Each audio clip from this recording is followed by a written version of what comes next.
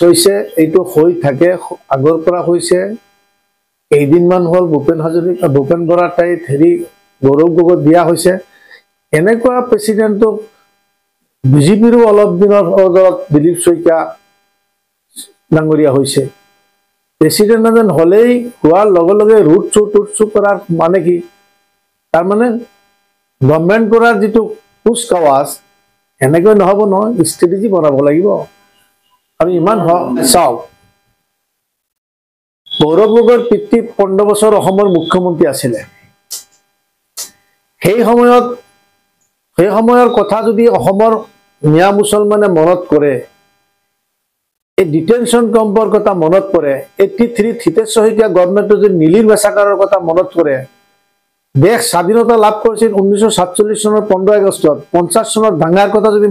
মুছলমানে মনত কৰে 66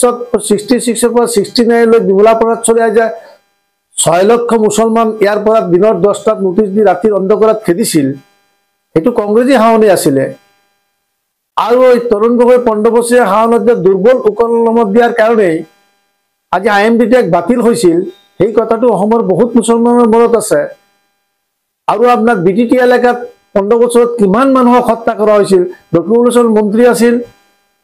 আপনাৰ সাপ্লাই মিনিস্টাৰ আছিল হেৰি আপনাৰ নজৰুল ইসলাম এইবিলাক শক্তিশালী মন্ত্ৰী আছিলে BTT এলেকাৰ কথা মানুহ পাহৰি যোৱা নাই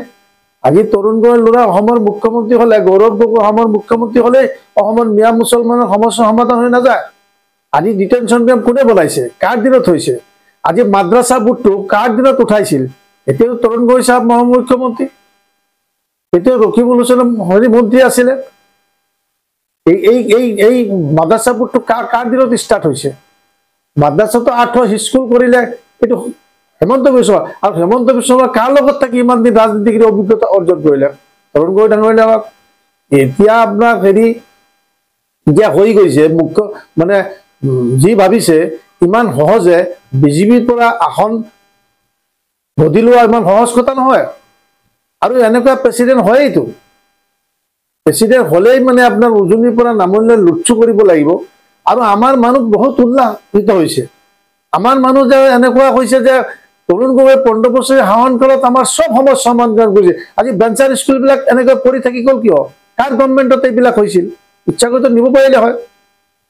আজি আপোনাৰ কোনটো সমস্যা সংখ্যালঘুসকলৰ সমাধান কৰিছে চহৰ অঞ্চলৰ মাটি বাদ দিয়ক চৰকাৰী লেণ্ডত যিসকল মানুহ আছিল এই সমস্যা কি সমাধান কৰিব পাৰিলে হয় আজি আপনাৰ NRCৰ সমস্যাটো তৰুণ গগৈ ডাঙৰীয়া সমস্যা সমাধান কৰিব পাৰিলে হয় কিয় কৰা নাই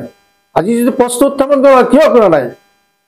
আৰু NRCৰ সমস্যা কালি আপুনি ভাবিছে নেকি কংগ্ৰেছ গভৰ্ণমেণ্ট আহিলে সমাধান কৰি দিব নোৱাৰে